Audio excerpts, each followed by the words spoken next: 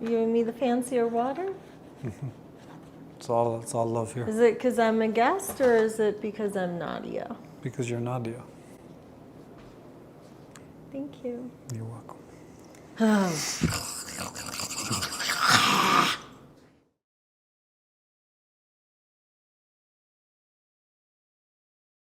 But what is it that... I mean, the deepest core of it is that who cares?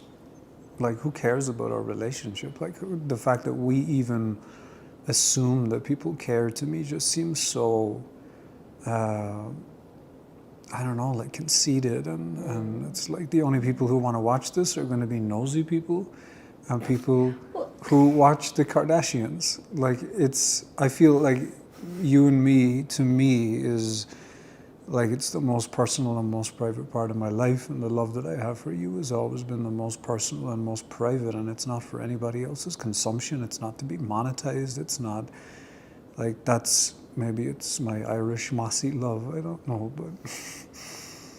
but that's just how I feel about it.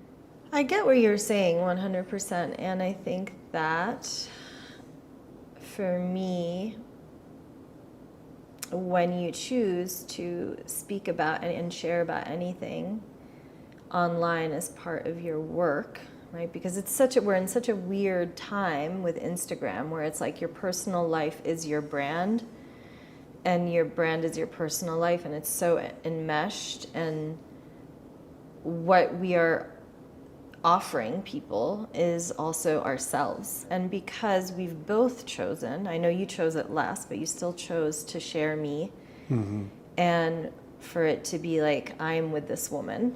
Right. It's a bizarre situation where with you, like I'm with you on like people, like who fucking cares? But once you've shared that, when it suddenly shifts or disappears, it feels like there's this hidden like thing that's been stuffed into a box that suddenly is not talked about. Like there's this elephant in the room, and that elephant in the room energetically clogs up the field.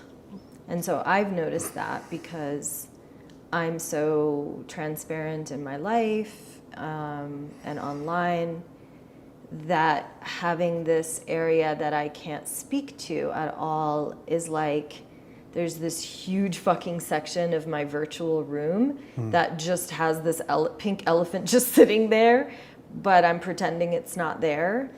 And it's taking up so much room that it doesn't allow for circulation in the room. The bigger, when I zoom out, the bigger thing, and where I'm hoping you and I are sort of meeting, is the desire to talk about a new way of relating, a new paradigm where it's not as black and white.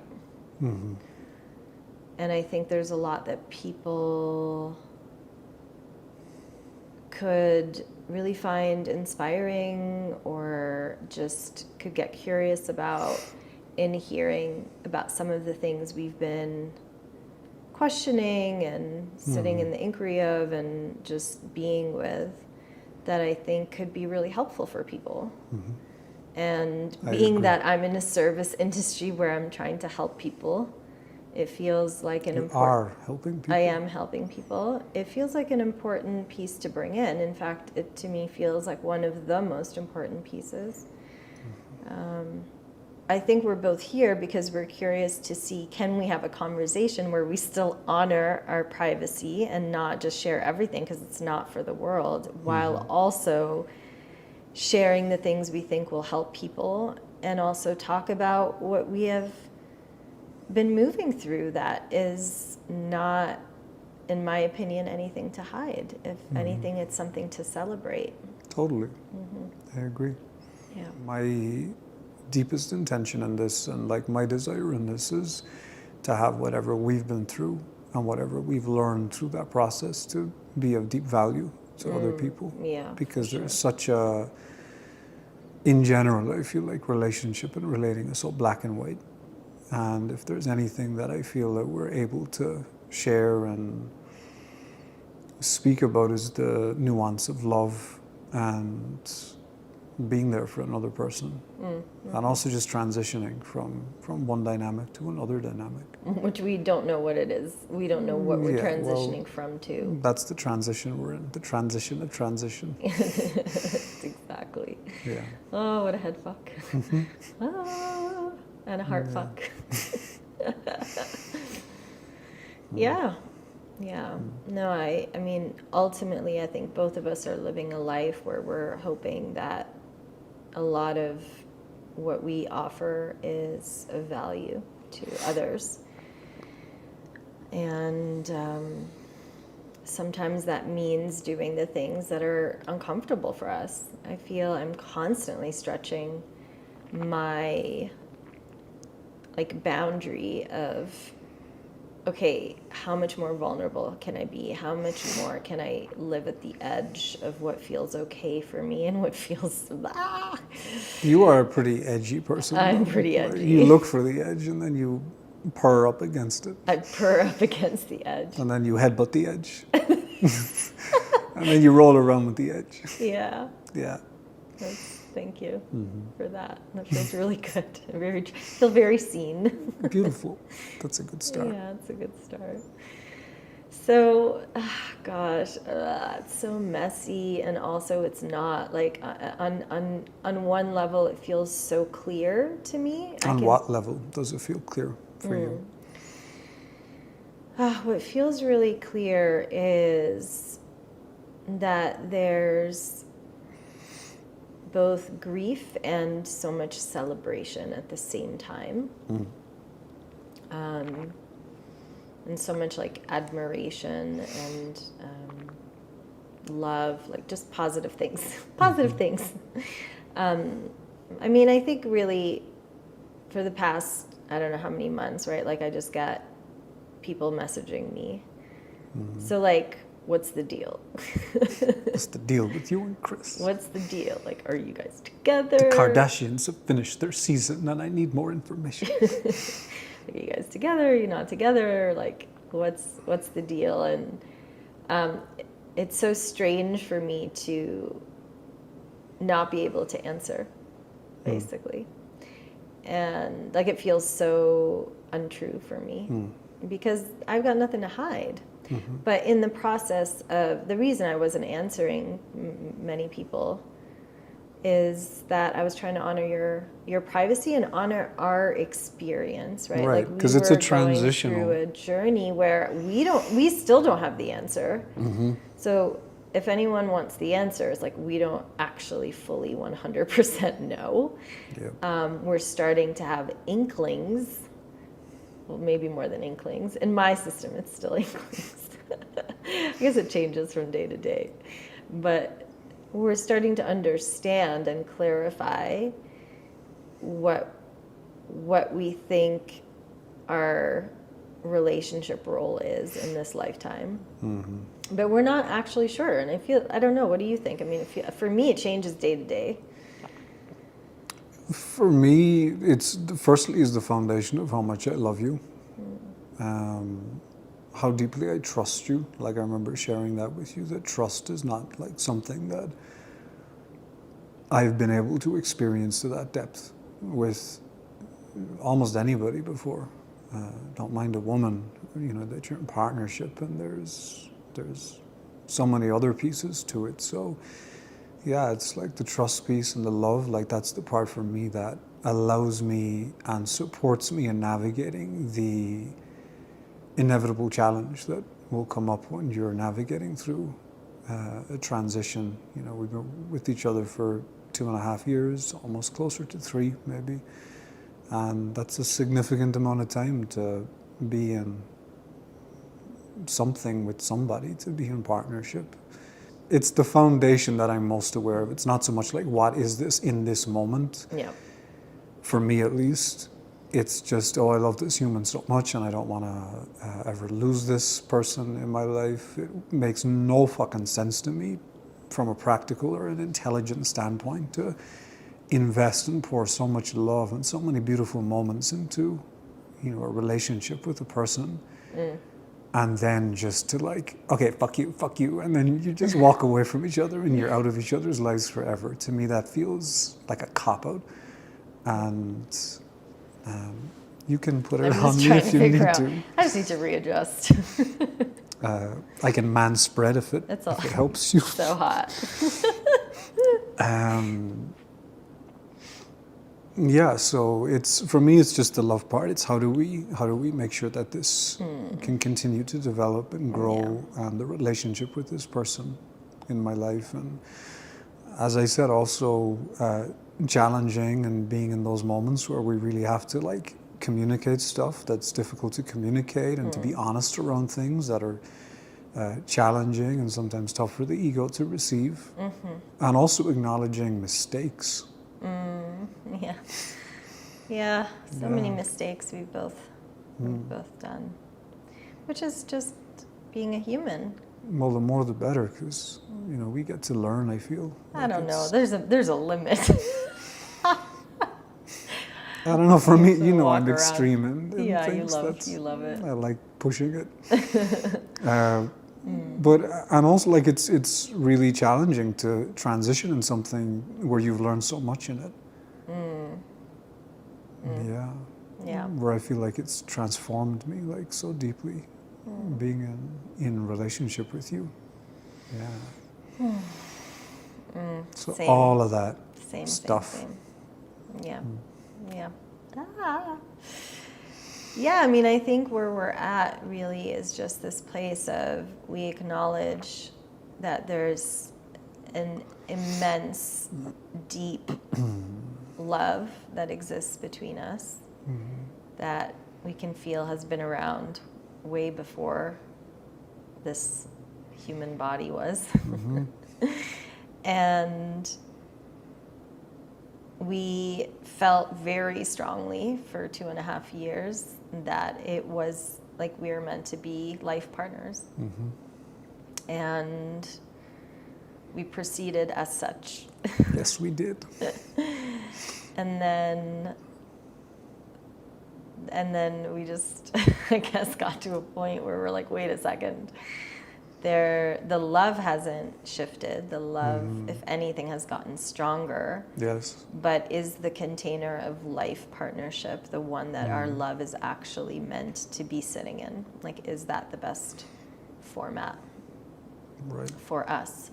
And I'm trying to give it really clearly and concisely as possible for context, so that when we start to go into like the bigger picture, sort of vague, overarching concepts that we might get into, there's a little bit of like something to hold it, which is where we really are. And that's in the inquiry of what is our relationship and our love meant to be in this lifetime. And is it friendship? Is it lovership? Is it a work partnership? Is it something that we haven't even thought of, that our minds can't even conceive, because we are... Join a band. Join a band. Tour the country. That is not folk. In service to the world. Well, people need folk music. Nope, not with my voice. No, they don't. But yeah, like there's so many things that we're in this beautiful place of, wow, we're not leaving each other, we're not walking away, we're clear that we're in each other's lives forever. What is that going to look like? And there's like something exciting, for me at least, I'm curious how it is for you. For me, there's something exciting in the mystery of it. Like, I don't actually know, and I have to surrender to that. And I'll get into the piece about grief, because let me tell you, there's definitely grief there. It's not so rainbows and sunshine, but there's so much also to be curious and celebratory about, like the piece around, wow, I have someone who loves me unconditionally and infinitely, and holy shit, like most people don't get to have that in their lifetime. And so I feel so grateful to have that at all. And it's going through a transition and realizing that someone's not going to leave, I think is a very healing process for anyone. And I hope a lot of people get to experience that, where the normal time where someone cuts you off and basically says, okay, peace out. To have your system experience like, oh, that's not going to happen here. And this person actually has got me, even if they're, I don't know, the vision has changed or whatever. I think it's a very exciting and beautiful thing to celebrate. Feels abundant.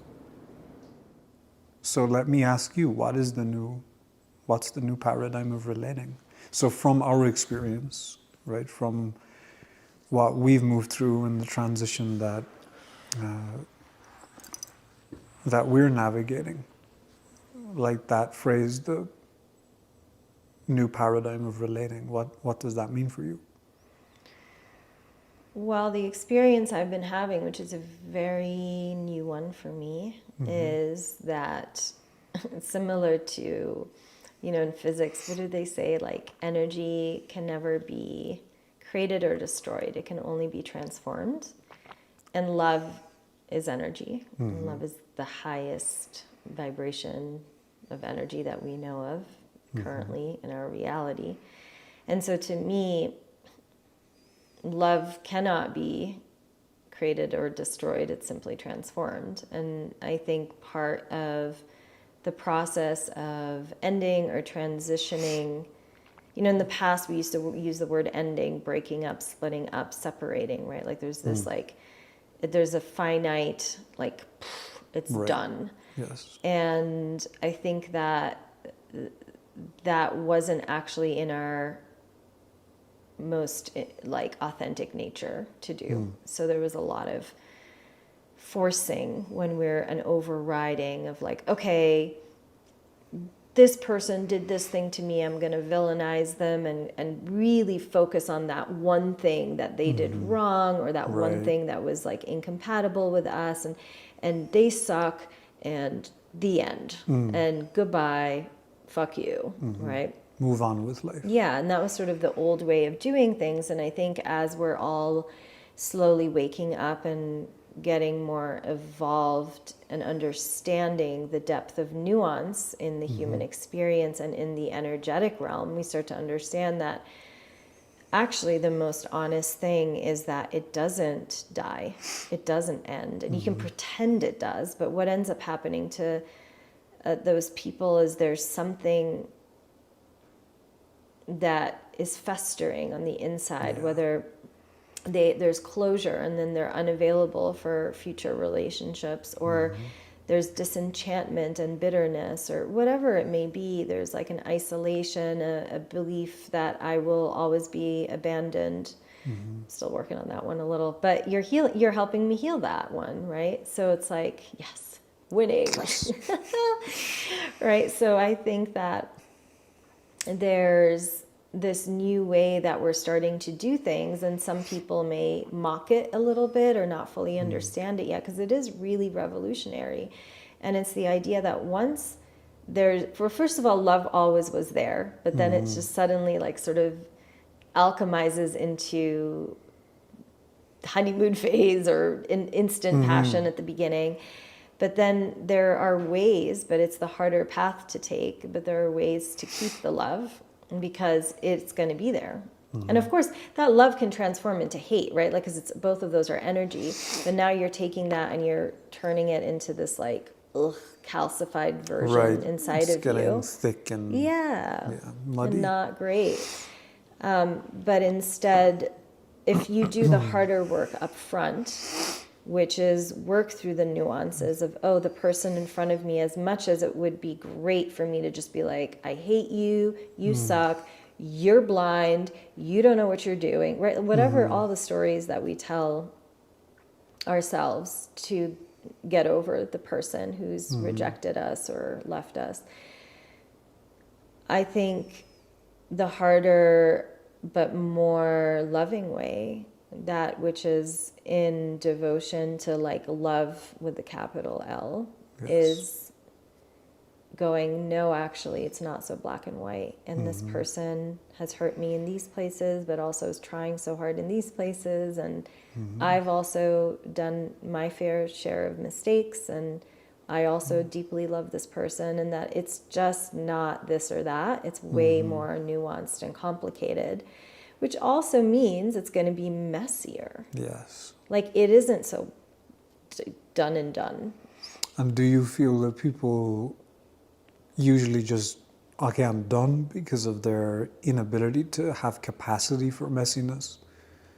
Why do you feel that that's... Well, there's two types of messiness, too. Let's get clear on that. There is the codependent, back and forth, I still love you, you still love me. There are people who are obsessed with, you know, the sort of, they just get high on the adrenaline of, now I don't have you, now I have you. You know, there's a lot of that toxic back and forth. I don't think that's a healthy messy at all. But it can present on the outside very similar, Yes. I think, because it does just look messy. But where it's coming from is a very different place. It's from a wounded place. And then there's messy because we're just navigating layers and layers of truth, which is that it's not just this or that. Yes. It's actually, I love you and I'm mad. Yeah.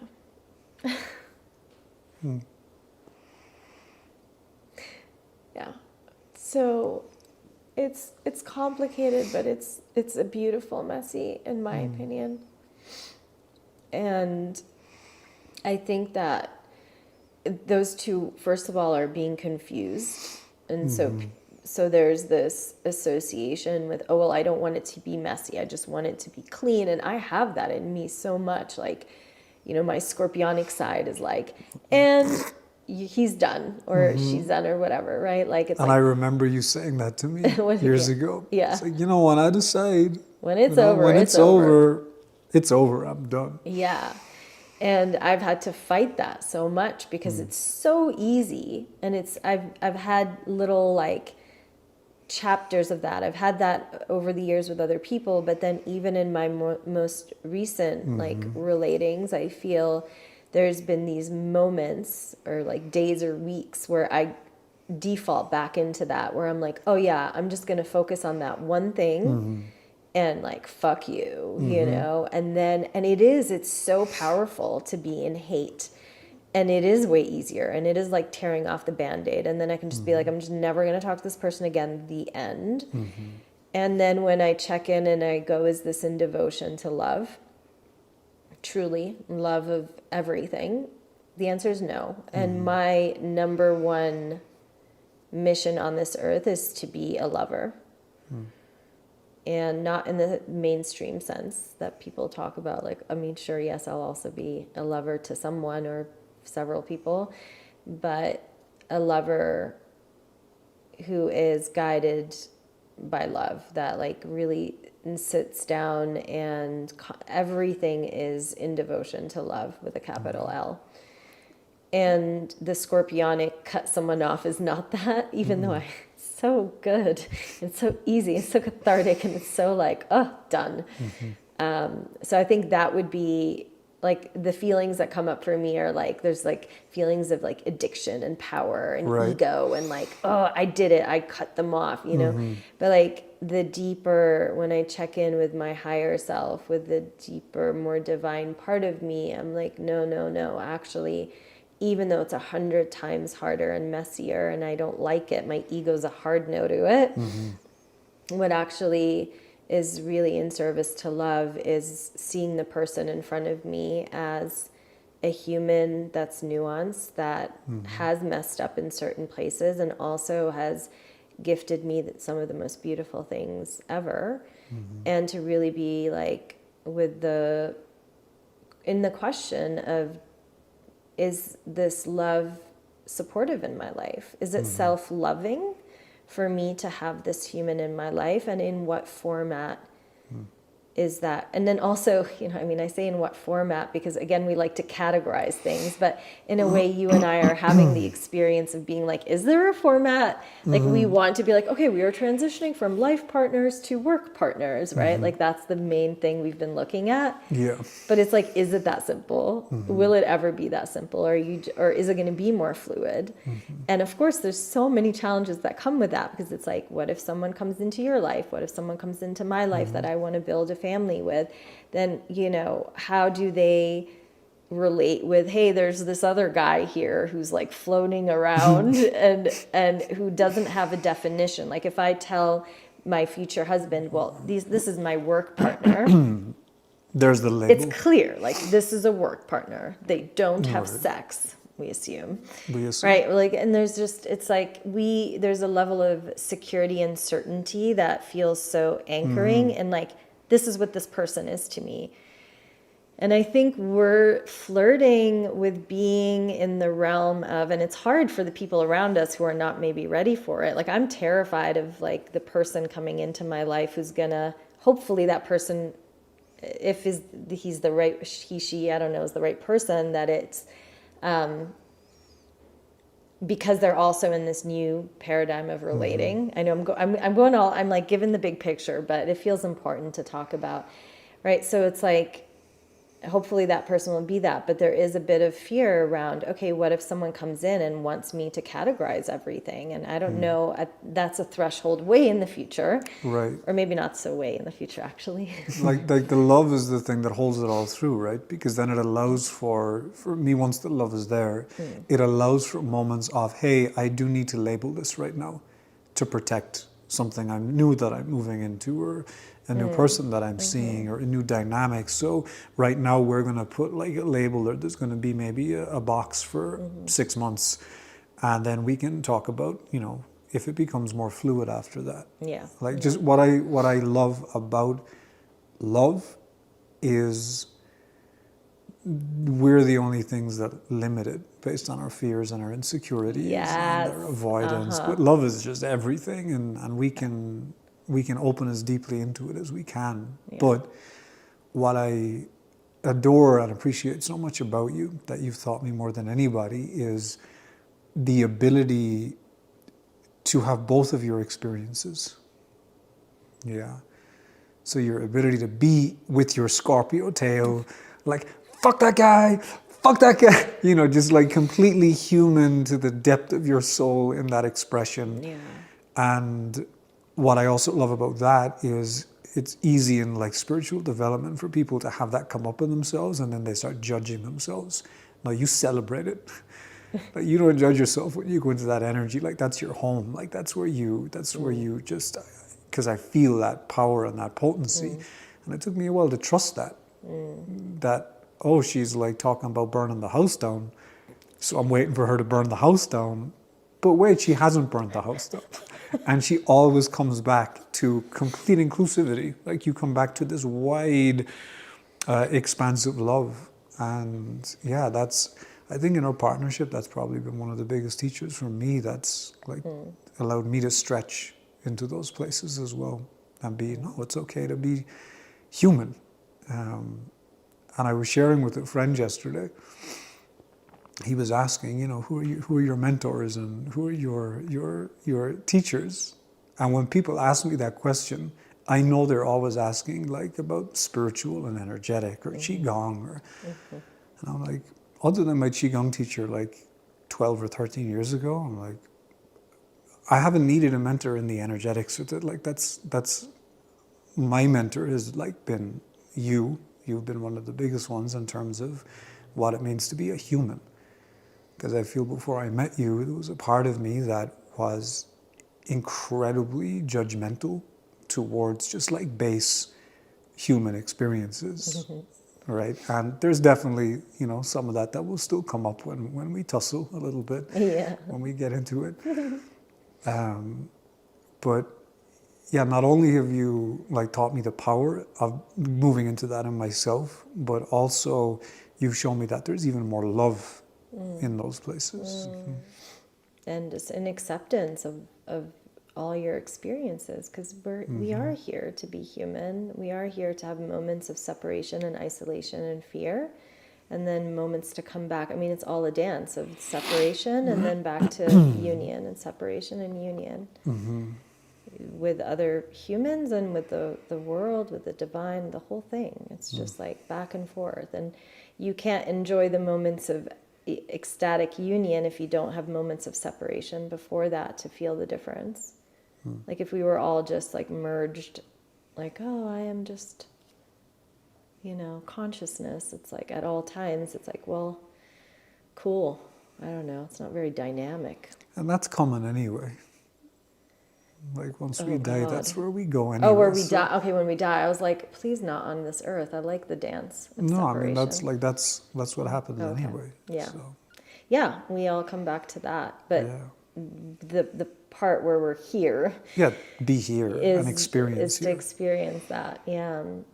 Yeah, and I think that, one thing that, this is more like I guess a personal note, but part of what's been coming up for me on this journey has been really the continued inquiry of what is the lifestyle that I want to live, which I think, I guess that's our whole lives, right? Like we're figuring it out. We're like chipping away at like, oh, actually, no, this piece isn't really me and this piece isn't me, to get closer and closer to our truth. Right. And one thing that has been so interesting for me is I've never identified as like someone who's polyamorous, right? Like we've had a whole podcast about this. Yeah.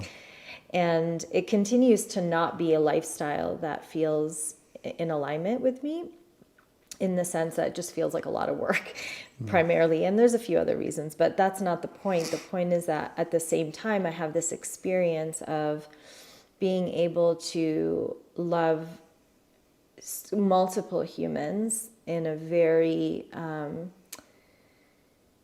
just like unconditional way, and feel the truth of that. And then it confuses me to be like, but I also don't really feel like I want to be in devotion to more than one human. And the reason I bring this up is because it pinged me when you were talking about like love is really all there is and all that we are, but it's our fears and our wounds that have us pull away or have us create stories around it. And I think where I constantly get schooled, and what's starting to get refined in my system, is noticing the moments where fear starts to take over, and I want to get like have an agenda, like my love, I can only give love if it's going in this direction, or if it's an investment in this, or if the other person is giving this back, right? And then I'm like, that's not even love. Like that's not love. And the moment there's fear in the field, I'm actually working from this other place that isn't love with a capital L. And the moment I move through the fear and through the scarcity and through the, oh my God, I'm 41 and like, is it my ovaries and I need to get a man and have a baby ASAP and blah, blah, blah, which is all fear shit. The moment I am able to move that aside, which it always comes back, right? Because that's how fear works. It's like it comes in waves. But it's like those moments when it's not there, I show up and I have an infinite amount of love to give. Yes. Infinite.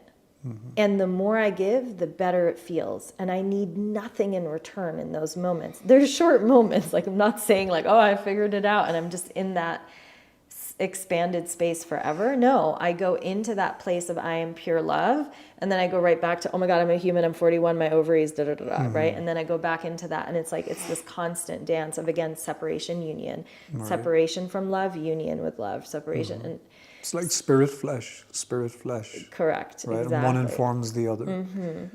And it's just, that's just been very humbling and very beautiful to watch in my own experience, and I think it's been coming up a lot more so in the last 6 to 8 months for me as we've been navigating a lot of these questions and explorations. Yeah. Beautiful. Yeah, that's a potent piece. I think that's the work for everybody. Like there's all these situations and scenarios and people and challenges, but I think underneath all of that, it's always the same thing, which is how willing are you to open into love and also go first in love. Oh yeah, it's a big one. Go first. Like, Go what are you waiting for? Go first. Yeah, go first. Yeah, and like I think just on the wave of nuance, since we're talking about that, it's been such an interesting chapter for me because it's been dark.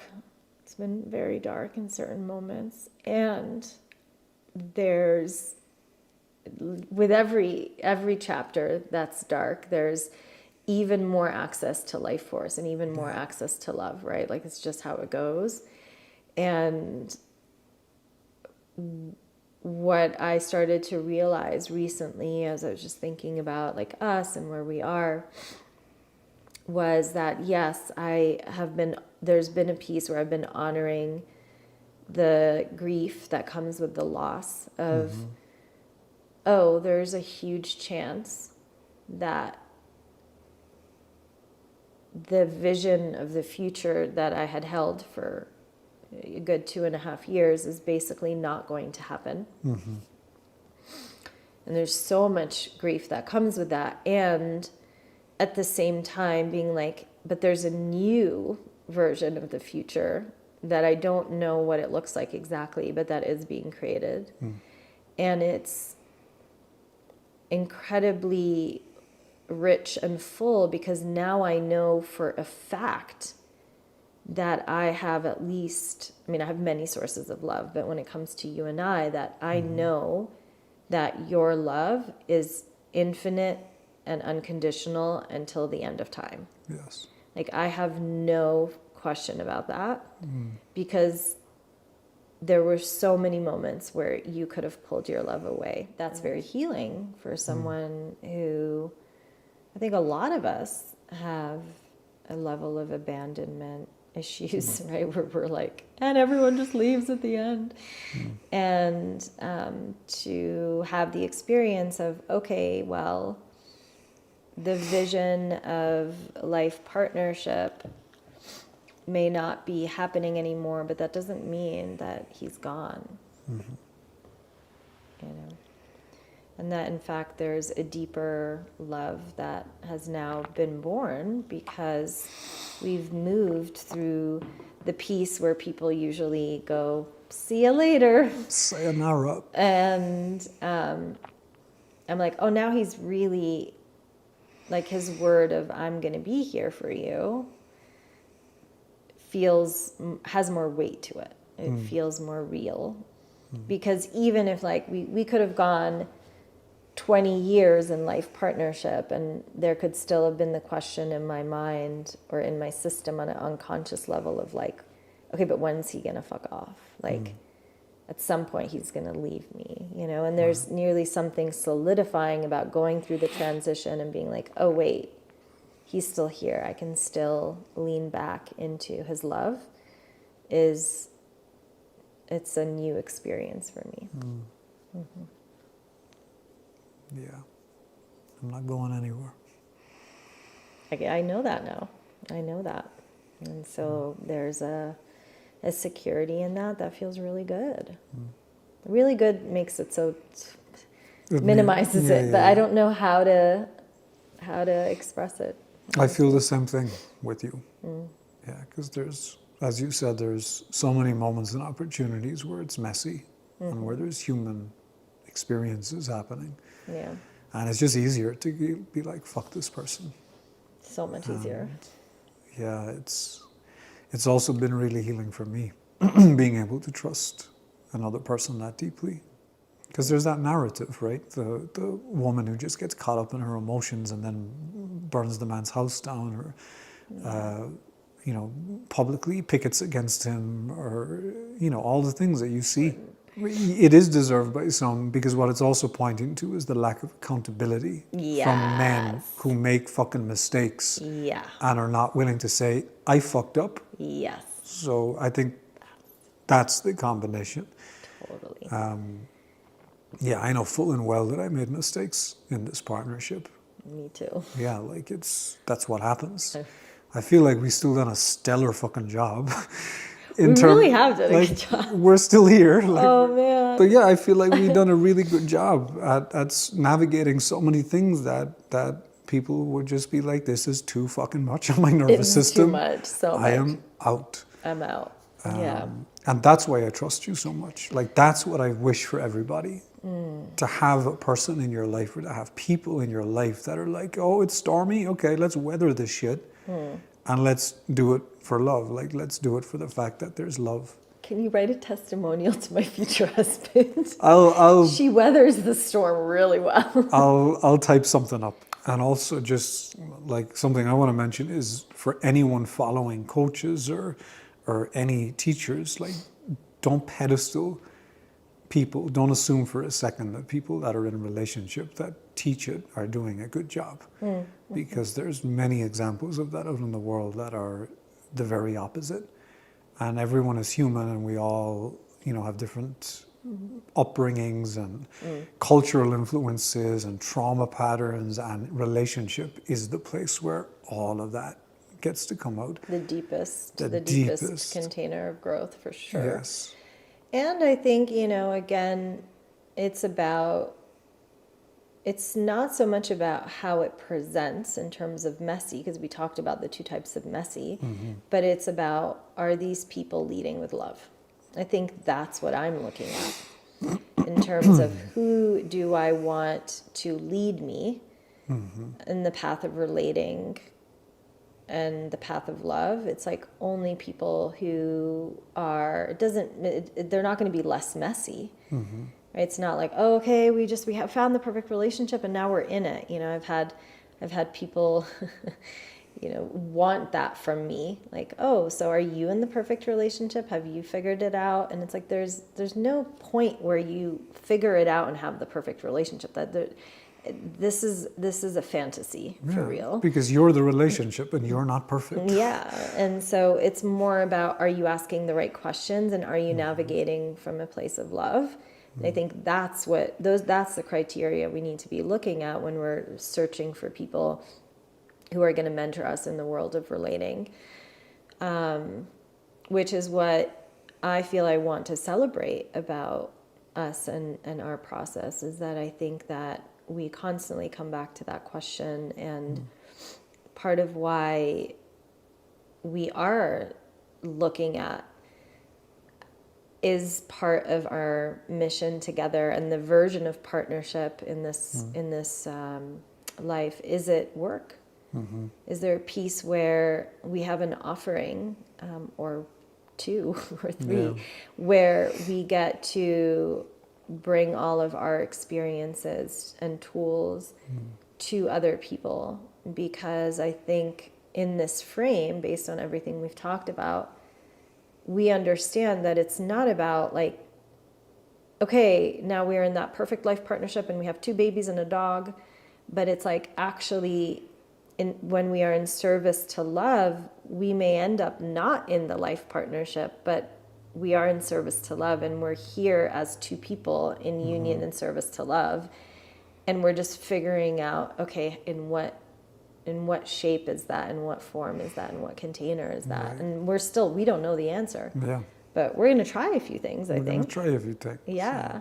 And it's either going to work or it's not. But the love how stays. Fun. Yeah. And how fun to try it out. Like, I'm incredibly excited about, while grieving the loss of the old vision, but being like, what is the new vision? What is the future going to hold? And I think part of what we are flirting with is working with people individually or in couples who are in service to love and want to, I guess, deepen into that path. And that's what we've done. And so we feel very confident that that's the work that we can help others with.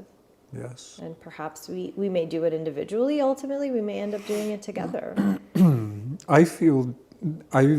From my side at least, I feel whatever we're doing individually, there's always going to be a level of union in our lives between us, just like spiritually, like energetically. There's insanely deep compatibility in certain places that both of us don't really understand. So there's a union there whether we choose it or not. And that's what I feel. It's just there. That's been decided. And it's okay. How do we work with it? What are the seasons of it? And the fact that love and trust is there. Accountability, responsibility, all those pillars allow us to just navigate through whatever comes up, and that feels like the sweetest thing.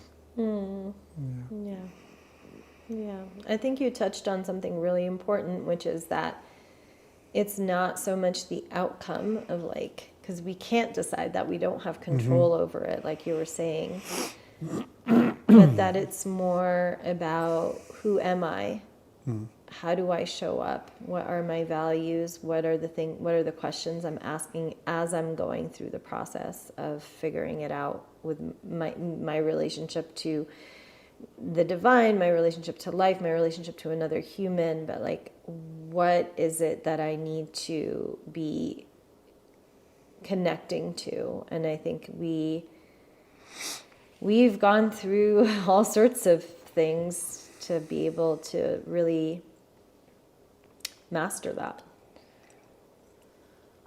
Let's not get too cocky. It's so funny because I hesitated saying the word master, but I do think that I'm going to own that, actually. There's a proficiency. We have I'm going to own it. An experiential proficiency, I feel, Yeah. through not having experiential proficiency and struggling with it. Yeah. Yeah.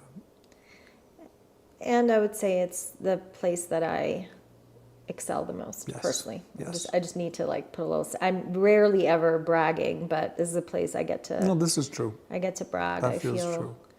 I feel like I am very confident in my ability to help people walk the path of love more deeply. Yeah.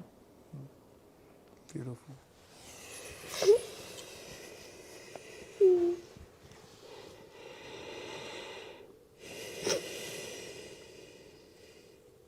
Oh man. All you keep saying is, oh man. I don't know what else to say. It was so much energy. Oh, please help us. Help. Who are you asking? Jesus? Oh. Motherfucker. Oh my God. That shit is so intense.